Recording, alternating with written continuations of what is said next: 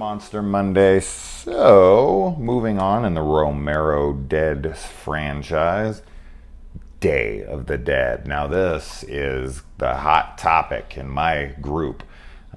Is it dawn or is it day? Dawn or day? Dawn or day?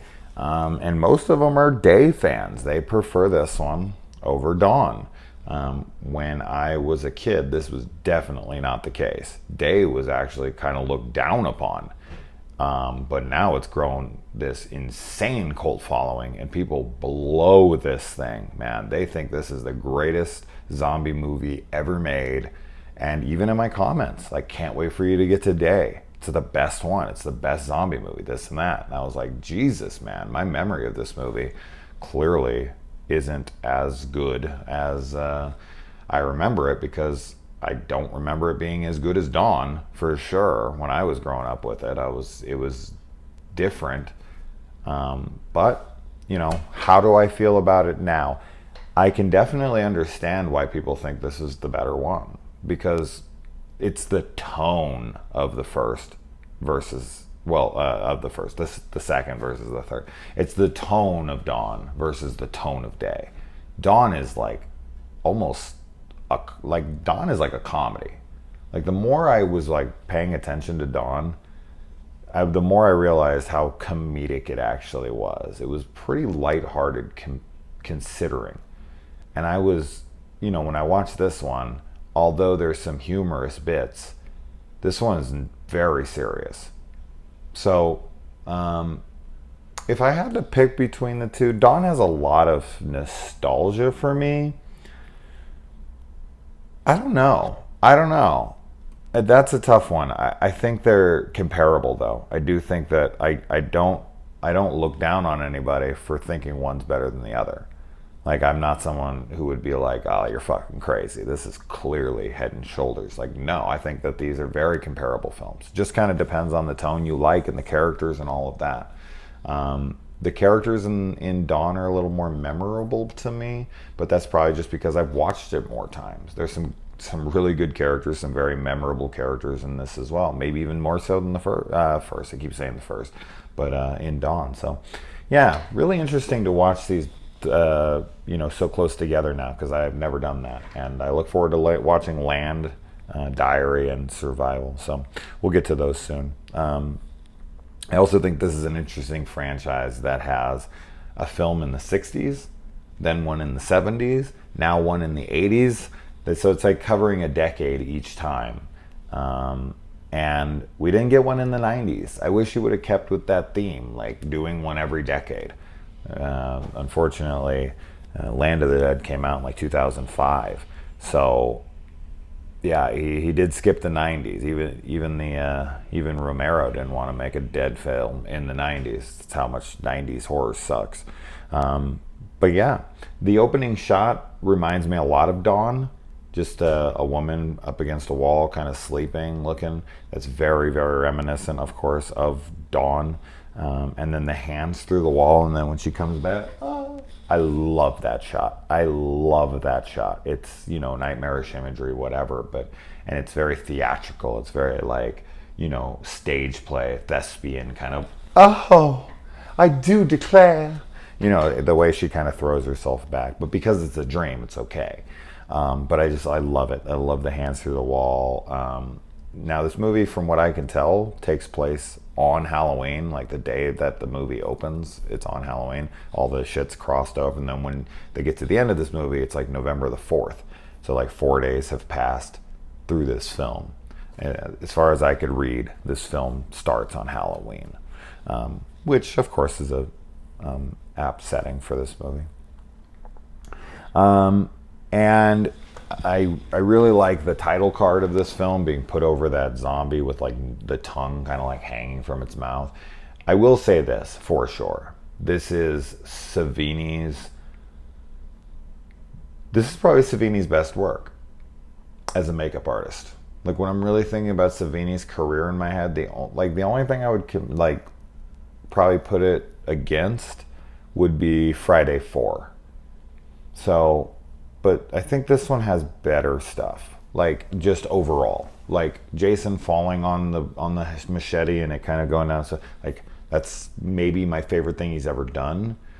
But just like comparatively, like if I was to take all the gore and all the makeup effects and everything in this and put it against Friday, I think this just wins out. I mean, he had to do the makeup on a lot of the zombies too, just making them look like zombies alone. I'm sure he, of course, had a team helping him with that, but you know what I mean. He was the head of all of that stuff. And this, yeah, I think this is his definitive work.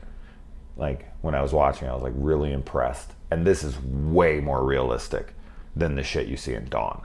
Dawn's good, but this is far superior gore. For sure. The blood looks much more real. I mean, we've talked about the blood enough. People have talked to me about, you know, how Savini wanted it to look real and they didn't and whatever. So I much prefer the gore in this one. So this might be, yeah, I can see why people think. I might agree that this is the better of the two, which is kind of surprising, but a very welcomed surprise for sure.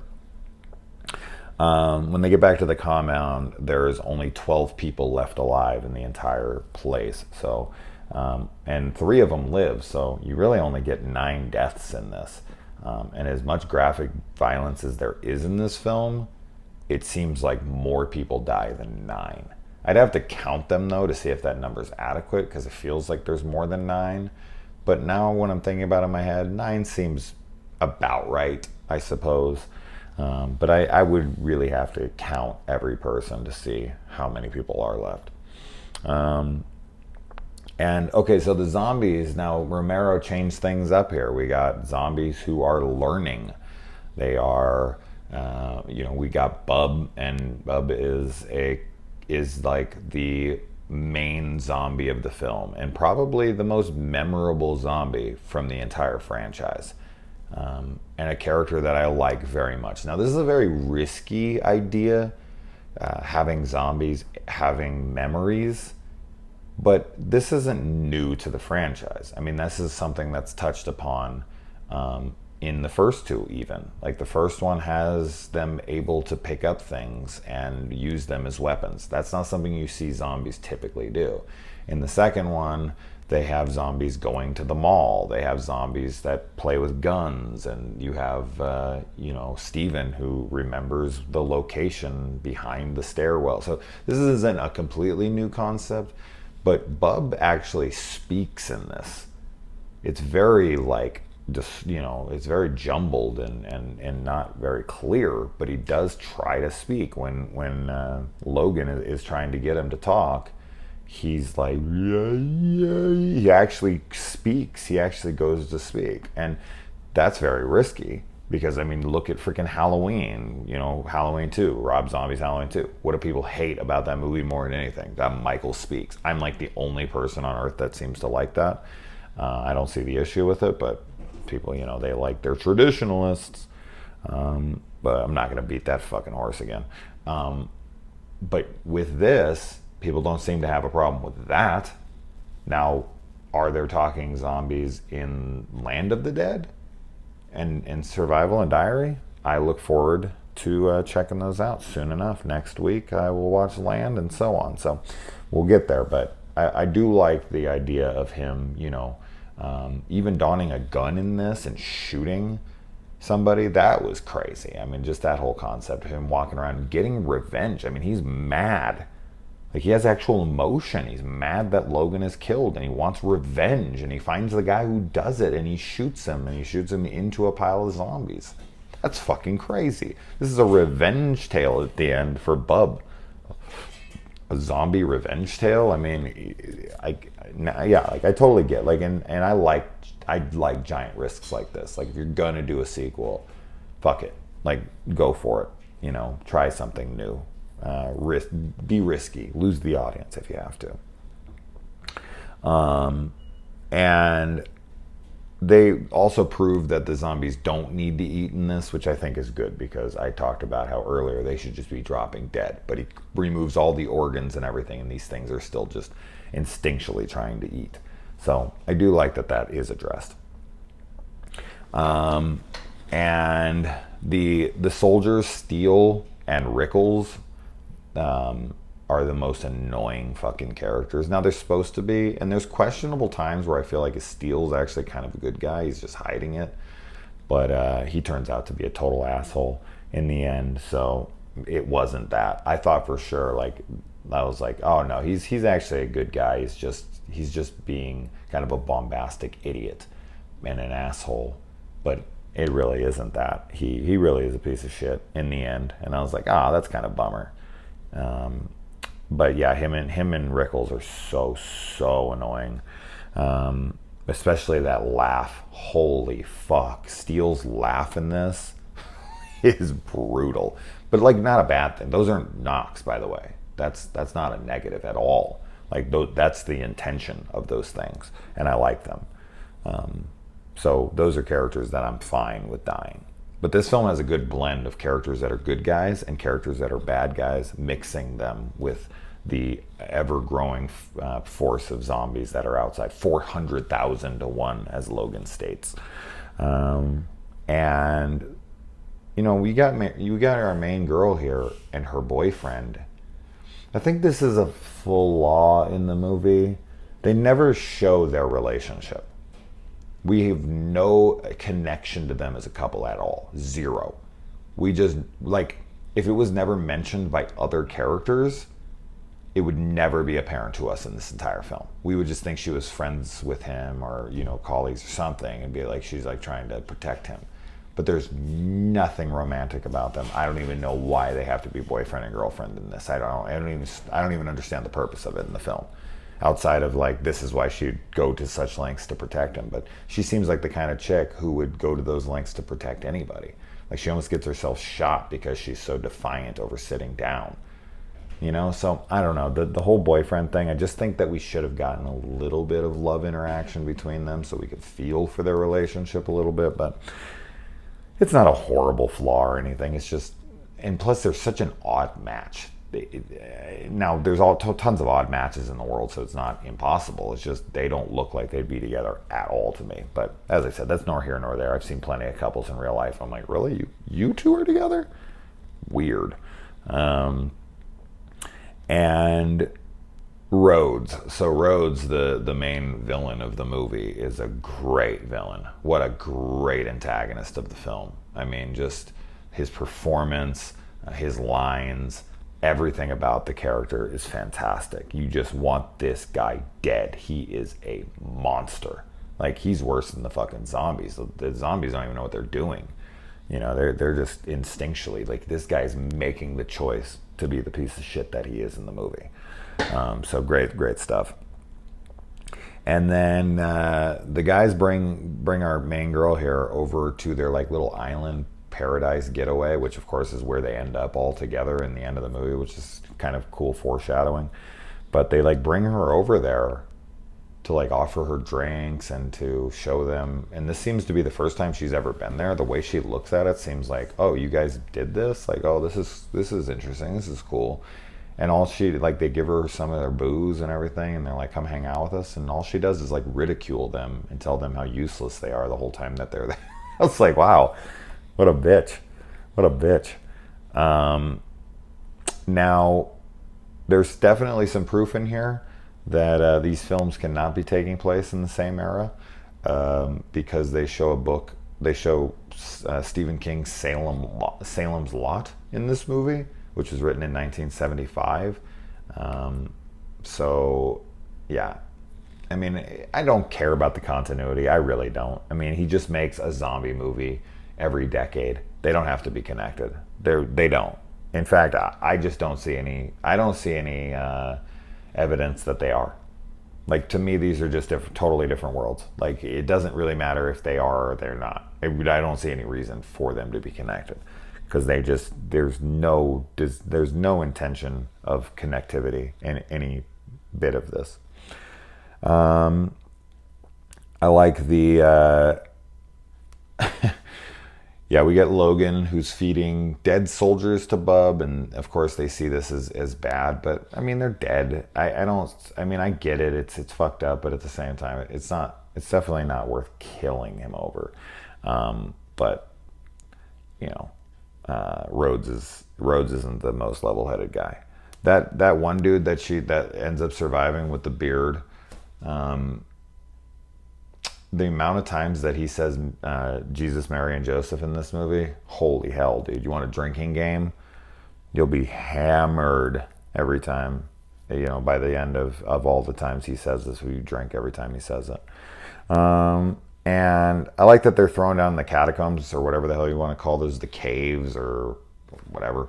The lighting down there is super cool. The red lighting, it's like neon. It kind of looks almost giallo at times. That was really cool. That almost felt like it should be more in Dawn of the Dead with Argento helping out. Of course, they have to make some of the characters blatantly racist, calling the black-eyed jungle bunny. But that's a typical trope of these older films. They always got them, the bad guys always have to be racist. If there's like a black character or something, they're always like, yeah, we got to make this race-oriented. It's not a negative at all. I just think it's funny. They do it in a lot of movies. It's just kind of the easy go-to. It's like, oh, and we'll make him a racist. Like, that'll make people hate him even more. And while it works, I don't know, it kind of feels cheap at times. It's like, not every bad person is racist. They're just a piece of shit. But every racist is a piece of shit. So they don't go hand in hand. And pissed his dad is dead. Oh yeah. Bub's all mad. And then we just get this absolute freaking cavalcade of this onslaught of murder and chaos when the zombies are let in. When that dude lets himself be lunch. He gets his arm cut off too. That's the most memorable scene of this movie to me when I was a kid growing up watching this. Just remember his arm getting cut off after he'd been bitten. We never find out if he was actually going to survive or not. Like, he kills himself before he's, we ever find out if he's gonna live, if he's ever gonna become a zombie or not. So they tear him apart, which when they show like roads being torn apart, when they show Rickles being torn apart, when they show all these guys being torn apart, this is yet again further evidence of there wouldn't be that many zombies, because look, when there's like 10 of them, they rip the entire body apart. Okay, so Rhodes, Rickles, these guys can't come back from the dead. They're torn in half. They eat their brains out of their fucking head. Like, why are there so many zombies? Why aren't they killing each other and ripping each other apart like this before they die? Like, as I said, you can't think about these things too logically, but every time we see a zombie death in these movies, when the zombie hordes come in, they always destroy the body till it's unrecognizable, that there would be no way for this thing to get up and kill other people. So the whole horde of zombies things just doesn't work. But, that's nor here nor there. And then I like that Bud gets his revenge and salutes. Great stuff. And the actor who plays Bub in this does a fantastic job of like acting like a zombie, who's his emotions, like the way he presents emotion, the way he presents his confusion and his intrigue to things of like, oh, and he like takes it up when he puts it. It's really great physical acting, honestly. It's a great performance, I have to say. Because it could be very hokey, it could be very stupid, and the look of him and everything is great, man. It's very iconic. So, Bud is just an excellent character, a zombie character. This is the first zombie character in this franchise, and probably the last, but we'll see. And then of course we get Rhodes' famous "choke on him" line, which is really, really good, and his death is gruesome. Just the innards being ripped and his whole body being pulled away from him, and that guy's eye being pulled up out of his face and stuff, and his eyeballs like pulling. Oh, that's gnarly stuff. Great stuff there. I don't like the guitar solo music during that whole zombie invasion of the compound. That stuff is terrible. I don't like that music at all. I think it's dreadful. Doesn't fit the scene. It's all like 80s Lethal Weapon type music, and it's like, this does not fit here. This is like, Riggs should be hitting on some freaking chick or something listening to this music. They should be in a RV together, knocking boots. And then, yeah, I mean, I like that. I like that it kind of just hard cuts, like they're about to run for the helicopter, and it just hard cuts. Now, is it like, is it possible she's dreaming again?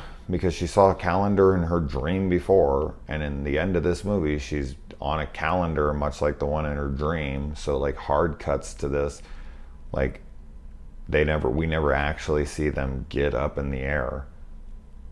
But I don't know. I don't know how to read into that. Am I supposed to read into that? Does anybody have an interpretation? Is there something that I'm missing there?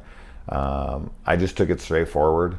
They got on the helicopter, they got to an island, and they survived, and they're fine. But I'm not sure, like, if the zombies got them, she'd be dead, so she wouldn't be dreaming. So I'm not really sure how that would all work out. So I don't really think so. But because of the calendars, I didn't know if the calendars had some significance to them. Because they focus on a calendar in the beginning and they focus on a calendar at the end, and I'm like, and the calendar in the first bit is a dream, and the second bit is a hard cut onto this like dream-like fantasy, like a very whimsical, nice dream where there's just 3 surviving characters on an island and a guy's fishing and things seem to be hunky-dory when they were just about almost mobbed by a million freaking zombies. So I don't know, is that in her head? I don't know. But what do you guys think? What do you prefer, day or dawn, or night, or land, or diary, or survival? I mean, you know, your opinion's your opinion. You can have a hot take. You know I like hot takes. So there you go, Day of the Dead. Now I got to figure out how to fucking upload these things from my kids' phones. Adios.